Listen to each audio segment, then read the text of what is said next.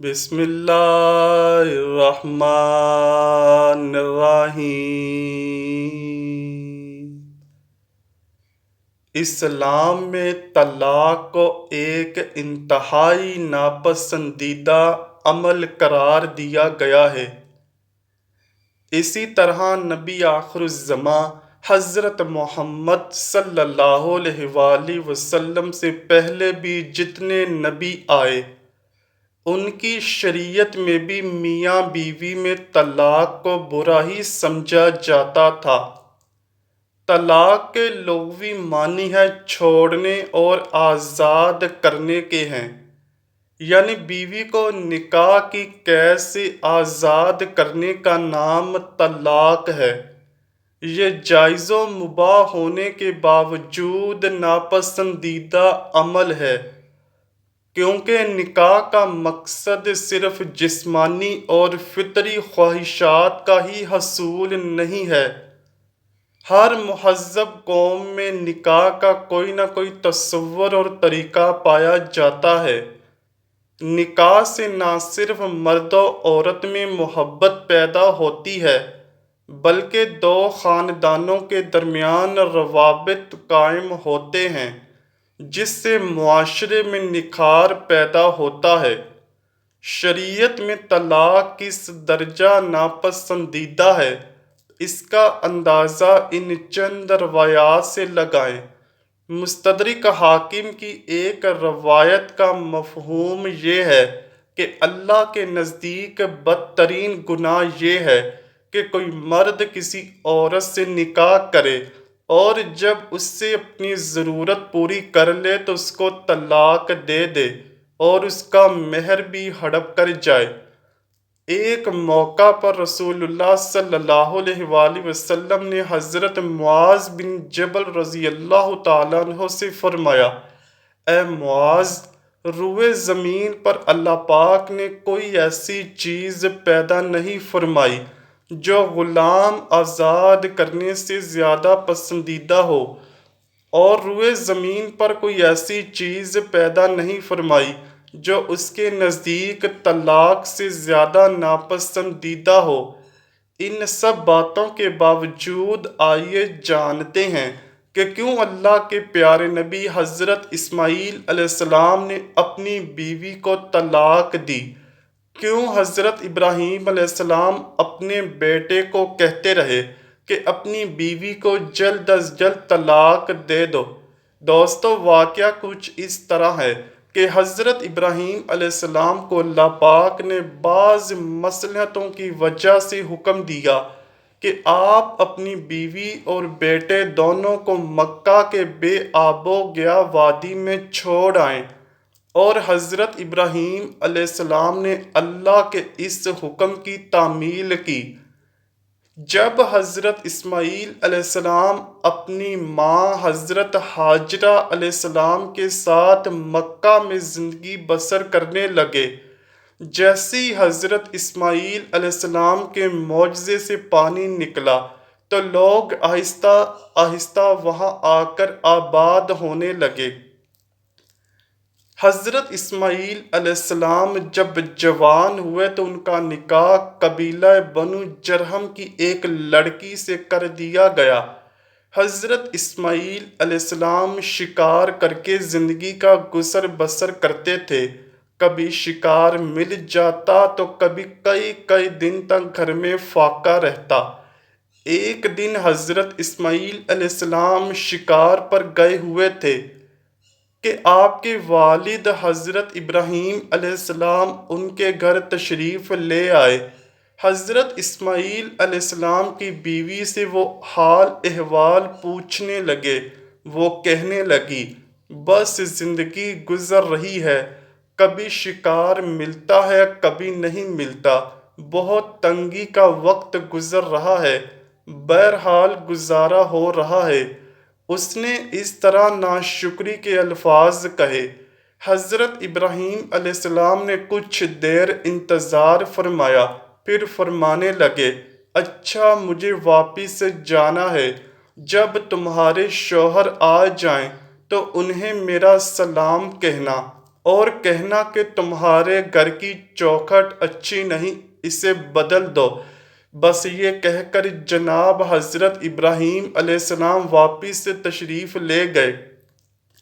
رات کو جب حضرت اسماعیل علیہ السلام واپس گھر آئے تو بیوی نے سارا ماجرا سنایا۔ حضرت اسماعیل علیہ السلام نے پوچھا، کیا کوئی نصیحت کی ہے میرے والد نے میرے لیے؟ بیوی کہنے لگی، نہیں، بس اتنا کہہ گئے ہیں کہ اسماعیل آئیں تو انہیں کہنا کہ تمہارے گھر کی چوکھٹ اچھی نہیں ہے، اس کو بدل دینا۔ یہ سننا تھا کہ حضرت اسماعیل علیہ السلام نے اپنی اس بیوی کو طلاق دے دی اور نئی شادی کر لی۔ اب حضرت اسماعیل علیہ السلام کی یہ بیوی بہت صبر اور شکر کرنے والی اور عبادت گزار تھیں۔ 1 سال گزرنے کے بعد دوبارہ حضرت ابراہیم علیہ السلام حضرت اسماعیل علیہ السلام کے پاس مکہ میں تشریف لائے تو اس وقت بھی حضرت اسماعیل علیہ السلام گھر پر موجود نہ تھے۔ حضرت ابراہیم علیہ السلام نے حضرت اسماعیل علیہ السلام کی نئی بیوی سے پوچھا، سناؤ تمہارا کیا حال ہے؟ تو اس نے کہا، اللہ کا شکر ادا کرتی ہوں جس نے مجھے اتنا نیک خاوند عطا کیا۔ اللہ پاک نے مجھے اتنے اچھے اخلاق والا، اچھے کردار والا، متقی اور پرہیزگار اور محبت کرنے والا خاوند عطا کیا ہے، میں تو اللہ کا شکر بھی نہیں ادا کر سکتی۔ حضرت ابراہیم علیہ السلام نے پوچھا، کھانا پینا کیسا ہے؟ کہنے لگی، رزق تو اللہ کے ہاتھ میں ہے، جو ملتا ہے ہم کھا لیتے ہیں اور اللہ کا شکر ادا کرتے ہیں، اگر نہ ملے تو صبر کرتے ہیں۔ جب اس نے شکر کی اچھی اچھی باتیں کی تو حضرت ابراہیم علیہ السلام کا دل خوش ہوا اور کہنے لگے، اب میں چلتا ہوں، تم اپنے خاوند کو میری طرف سے سلام کہنا اور کہنا کہ تمہارے گھر کی چوکھٹ بڑی اچھی ہے، لہٰذا تم اس کی حفاظت کرنا۔ یہ کہہ کر حضرت ابراہیم علیہ السلام واپس سے چلے گئے۔ حضرت اسماعیل علیہ السلام جب گھر پہنچے اور یہ پیغام سنا تو بہت خوش ہوئے اور اپنی بیوی کو بتانے لگے کہ وہ میرے والد گرامی تھے اور ان کے اس پیغام کا مطلب یہ ہے کہ آپ ایک اچھی، با کردار، با وفا اور صابر بیوی ہیں اور مجھے آپ کی قدر کرنی چاہیے۔ یہ حضرت اسماعیل علیہ السلام کی وہ بیوی تھیں جو حضرت اسماعیل علیہ السلام سے حاملہ ہوئیں اور ان کی نسل اسی عورت سے آگے چلی۔ یہ واقعہ کئی کتابوں میں لکھا ہے۔ سوال یہ ہے کہ اس کے پیچھے کیا حکمت تھی؟ کیونکہ اللہ پاک کو طلاق سخت ناپسند ہے، پھر بھی اللہ کے پیغمبر حضرت ابراہیم علیہ السلام نے اپنے بیٹے حضرت اسماعیل علیہ السلام کو اپنی چوکھٹ تبدیل کرنے یعنی اپنی بیوی کو طلاق دینے کا حکم کیوں دیا؟ حضرت ابراہیم علیہ السلام نے اپنے صاحبزادے حضرت اسماعیل علیہ السلام کو گھر کی چوکھٹ کی تبدیلی کا حکم دیا۔ اس کی وجہ محدثین نے یہ بیان کی ہے کہ حضرت اسماعیل علیہ السلام کی بیوی کی باتوں سے اس کا ناشکرا ہونا اور دنیا کی عیش و عشرت کی طلبگار ہونا اور خاوند کے ساتھ با وفا نہ ہونا ثابت ہو گیا تھا۔ اس لیے نیک بیوی اپنے خاوند کی عزت و سفید پوشی کا برم رکھتی ہے، ہر کسی کے سامنے اپنی تنگی کا واویلا نہیں کرتی، جو کہ بری بیوی کی خصلت ہے، جو کہ نبی کے گھرانے کی شایان شان نہ تھا۔ اس وجہ سے انہوں نے اپنے صاحبزادے کو طلاق دینے کا حکم فرمایا۔ رہا یہ سوال کہ طلاق اللہ پاک کو سخت ناپسند ہے، اس کے باوجود ایسا حکم کیوں دیا؟